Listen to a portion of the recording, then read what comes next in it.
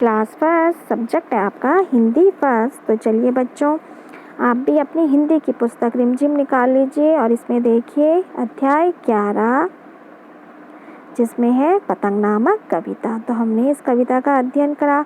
अब इसी क्रम में आगे बढ़ते हुए देखिए आप, इसमें कुछ प्रश्न पूछे गए हैं जो हैं पेज नंबर 78 में, 78 पेज नंबर में। तो देखो आप भी, यहाँ पर लिखा है सोचो और लिखो। तो यहाँ पर हमें सोचकर उसका उत्तर देना है। तो देखो आप, पहला प्रश्न है, तुम पतंग के साथ सैर सपाटे पे गई, वहाँ तुमने क्या क्या देखा। तो बच्चों यहाँ पे पूछा जा रहा है कि तुम पतंग के साथ सैर सपाटा, पतंग के साथ घूमना। तो हम पतंग के साथ घूमने तो नहीं जाते, पर जब पतंग आकाश में उड़ती रहती है तो हम अपने देखते हैं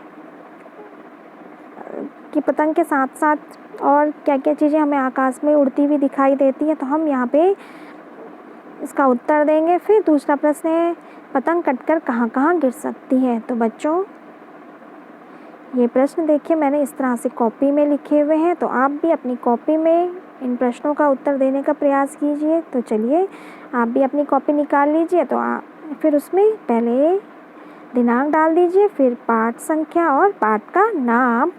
फिर इसमें देखो आप, पहला प्रश्न पूछा गया था कि तुम पतंग के साथ सैर सपाटे पर गई, वहाँ तुमने क्या क्या देखा। तो बच्चों हमें जब आकाश में पतंग उड़ती हुई दिखाई देती है तो हमें और क्या क्या उसमें के साथ साथ दिखाई देता है। तो हम उत्तर लिख देंगे कि हमने पतंग के साथ सैर सपाटे पर नीला आकाश, क्योंकि आकाश की ओर उड़ती है ना पतंग, तो हमने सैर सपाटे पर पतंग के साथ नीला आकाश देखा।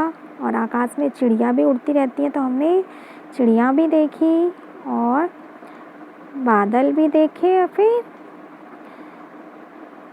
पतंगों के साथ कई सारी पतंगें उड़ती हुई दिखती हैं, तो हम इस तरह लिख सकते हैं कि रंग बिरंगी पतंगें भी देखी। तो हमारा उत्तर हो जाएगा कि हमने पतंग के साथ सैर सपाटे पर नीला आकाश, चिड़िया, बादल और रंग बिरंगी पतंगें भी देखी।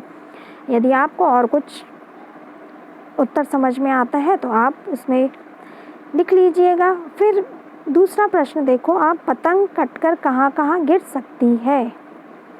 तो इसका उत्तर है कि पतंग कटकर,